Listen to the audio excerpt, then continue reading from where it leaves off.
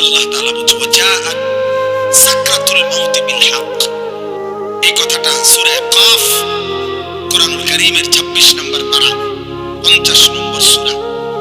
সূরা calf এই সূরার একটা আয়াত। আল্লাহ বলছে বান্দা সত্যি সত্যি একদিন মৃত্যু যন্ত্রণা আসবে।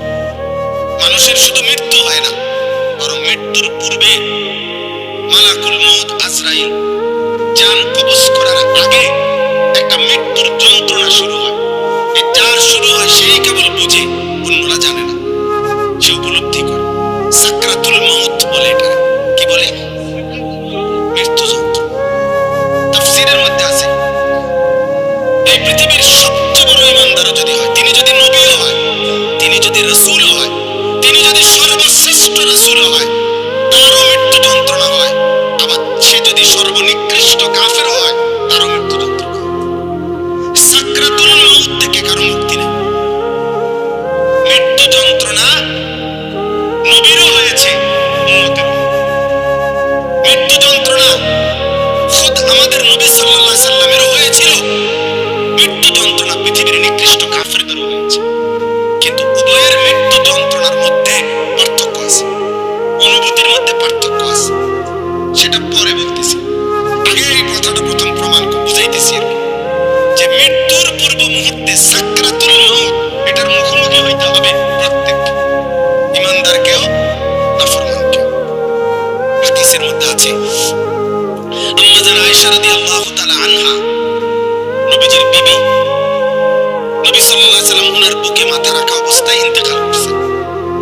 তো নবীজি সাল্লাল্লাহু আলাইহি সাল্লামের ইন্তেকালের পূর্ব মুহূর্তে হযরত আয়েশা রাদিয়াল্লাহু তাআলা আনহা বলেন, আল্লাহর নবী সাল্লাল্লাহু আলাইহি সাল্লামের কপাল মোবারক বারবার ভিজে ছিল, ঘামে ভিজে যাচ্ছিল। আমি এক বাটি পানি এনে দিছি পাশে।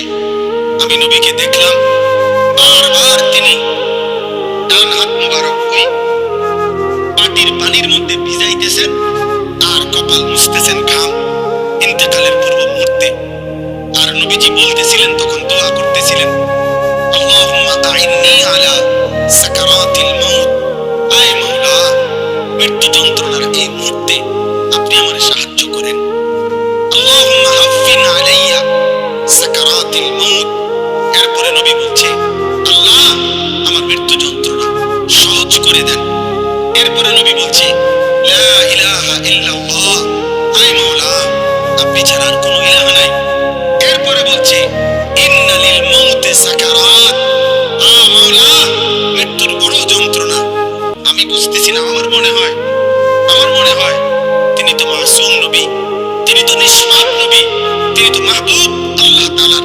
তো তিনি যেন বলতেছেন আল্লাহ মৃত্যুর বড় যন্ত্রণা, তার মানে তিনি বলতেছেন মাওলা আমার কাছে যদি মৃত্যুর যন্ত্রণা এমন মনে হয়, হায় মাওলা আমার গুনাহগার উম্মতের কি হবে তাইলে, আমার নাফরমান উম্মতের মৃত্যু যন্ত্রণা তাইলে কি হবে। এরপরে 5 নম্বর শব্দ হলো, নবী এরপরে বলতেছিলেন বালির রফিকুল আ'লা। এই মুমিনের মৃত্যু যন্ত্রণা হলে বালির রফিকুল আ'লা। হাদিসের ব্যাখ্যার মধ্যে আছে, অর্থাৎ হলো এগুলো যখন বলতেছেন নবীজি, তো আর মালাকুল মউত আজরাইল আসছেন আল্লাহর নবী সাল্লাল্লাহু আলাইহি সাল্লামকে বলতেছিলেন, বন্ধু আপনার মালিক জানতে চাইছে আর কিছুদিন থাকবেন কিনা নাকি যাবেন। আল্লাহর নবী বারবার বলতেছিলেন বাল আর রফিকুল আ'লা, না না জিবরাইল মালাকুল মউত আজরাইল, আমি বরং আমার বন্ধুর সান্নিধ্যই চাই, আমি আমার পরম বন্ধুর কাছেই যেতে চাই। এই কথাটাই তাফসীরে আছে। হাদিসের ব্যাখ্যার মধ্যে আছে, কোন ঈমানদার, কোন মুমিন, কোন মুত্তাকিরও মৃত্যু যন্ত্রণা হয়। মৃত্যুর যন্ত্রণা যেটা এটা হয়, ওনার কষ্ট যেটা এটা হয়, কিন্তু মুমিনের মৃত্যু যন্ত্রণা শুরু হলে তার দিল খুশিতে আনন্দে উৎফুল্ল হয় যে হায় আমার বন্ধুর মুলাকাতের সময় হয়ে গেছে। গত 60 বছর আমি যে বন্ধুর জন্য সেজদা দিছি 5 ওয়াক্ত, গত